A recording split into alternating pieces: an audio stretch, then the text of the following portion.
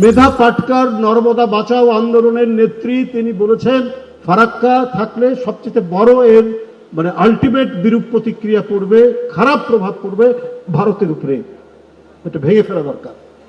হিমাংশু ঠাক্কর একজন অ্যাক্টিভিস্ট, তিনিও কথা বলেছেন, কিন্তু কর্ণপাত করেনি। এটার উদ্দেশ্য তো তখনই মনে হবে যে এটার উদ্দেশ্য ভালো নয়। আপনি শুধুমাত্র কলকাতা পোর্ট, কলকাতা বন্দরের নাব্যতা রক্ষা করার জন্য আপনি একটা দেশের ক্ষতি করে দেবেন।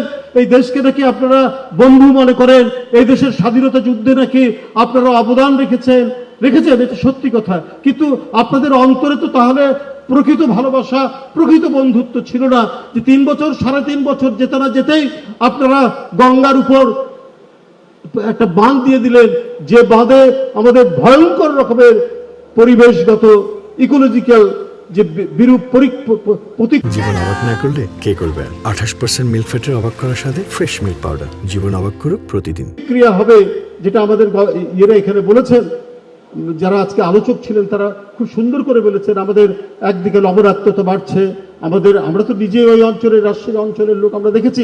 আরে আমরা পুরোদিন শুনিনি যে বরেন্দ্র এলাকায় মাটির নিচ থেকে যে পানি উঠে তার সাথে আর্সেনিক পাওয়া যাবে। আর্সেনিক হচ্ছে একটা বিষাক্ত রাসায়নিক দ্রব্য প্রায়, এবং এই রাসায়নিকের কারণে ভয়ঙ্কর ভয়ঙ্কর আপনার অসুস্থতার জন্ম দিচ্ছে এই অঞ্চলে, এই পদ্মা নদীর দুই পারে।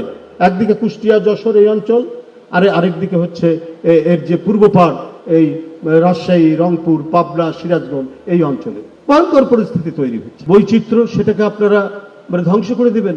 আমি যতটুকু পড়েছি, আমি তো বিশেষজ্ঞ নয়, যে আমেরিকার বহু নদী থেকে ড্যাম, স্যার যে কথা বলেন ডক্টর আইনুল বিশ্বাস, যে বাঁধের যে মানে বাংলায় বাঁধ আর ইংরেজিতে অনেকগুলো আছে, এমব্যাঙ্কমেন্ট আছে, সেটাও বাঁধ, ড্যাম সেটাও বাঁধ, এরকম ড্যাম যেখানে পানির গতিপথ সরিয়ে দেওয়া যায়, এরকম 100টা নদীর উপর দিয়ে ড্যাম তুলে দেওয়া হয়েছে শুধুমাত্র নদীর স্বাভাবিক প্রক্রিয়া, স্বাভাবিক মানে চলাচলকে অব্যাহত রাখার জন্য।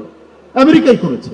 শুধু তাই নয়, আপনি যদি একটা সাপের মুখকে যদি চেপে রাখেন, তো সাপ কি হবে? নিঃশ্বাস বন্ধ হয়ে ছটপট, যত বড়ই বিষাক্ত হোক, ছটপট করতে করতে সে মারা যাবে। একজন গ্রামের লোক এই কথা বলেছে, আমি বিবিসির এক প্রতিবেদনে পড়েছি।